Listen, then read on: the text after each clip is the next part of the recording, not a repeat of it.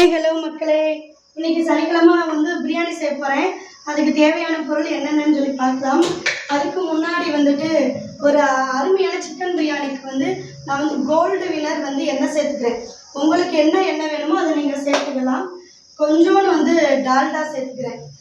அது உங்களுக்கு விருப்பம்னா தான் சேர்க்கணும், விருப்பம் இல்லாட்டி வந்து விட்டுருங்க, சரிங்களா?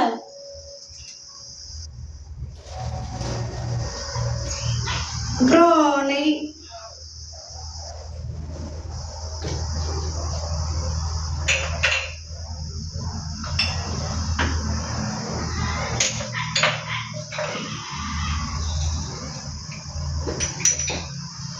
பட்டை, கிராம்பு, ஏலக்காய் தான் வந்து நான் வந்து சேர்க்க போகிறேன்.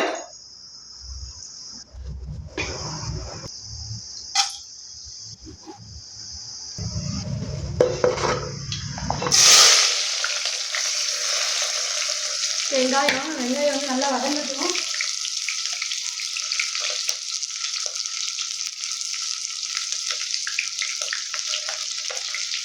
பச்சை மிளகா, இப்போது இது கூடயே வந்து மல்லி, புதினா நல்லா போட்டு வந்து வதக்கிக்கலாம்.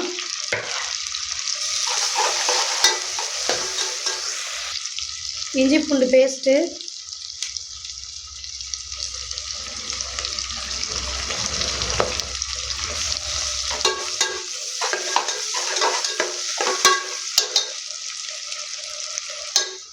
இது கூடயே வந்து தக்காளி,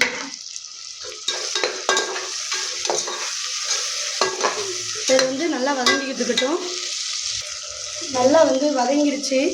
பிரியாணிக்கு போகிற மாதிரி தான் பீஸ் வந்து நான் வெட்டி வாங்கிட்டு வந்திருக்கேன்.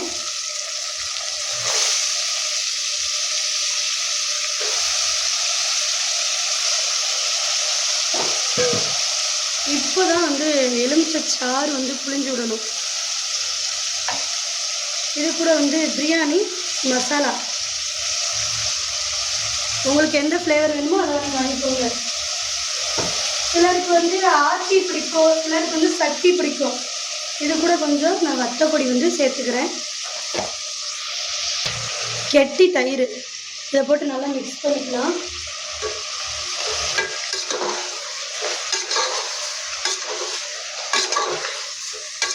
நல்லா வந்து கறி வந்து வதங்கி வரட்டும். அதுக்கு முன்னாடி பிரியாணிக்கு வந்து நம்ம மசாலா வெட்டுறப்பயே வந்துட்டு அரிசியை வந்து ஊற வச்சிடணும். நல்லா கழுவி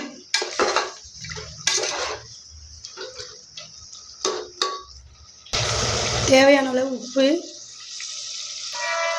இப்போ வந்து 2 டம்ளர் அரிசிக்கு 4 டம்ளர் தண்ணி ஊற்றி அரிசியும் இதோடு சேர்த்து மிக்ஸ் பண்ணிடலாம். ஒரு டைம் வந்து உப்பு இருக்குது இல்லையா அப்படின்னு சொல்லிட்டு வந்து நீங்கள் செக் பண்ணிக்கிறணும்.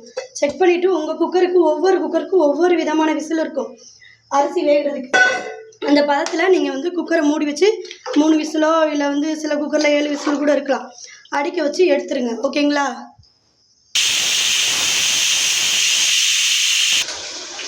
சிக்கன் பிரியாணி ரெடி ஆயிடுச்சுங்க. ஆவி அடங்குனா சரியாக போச்சு. எனக்கு இப்போ வந்து காமிக்கிறதுக்கு டைம் இல்லை, ஆனால் செம்ம டேஸ்ட்டாக இருக்கும். நீங்களும் அது போல் செஞ்சு பாருங்கள்.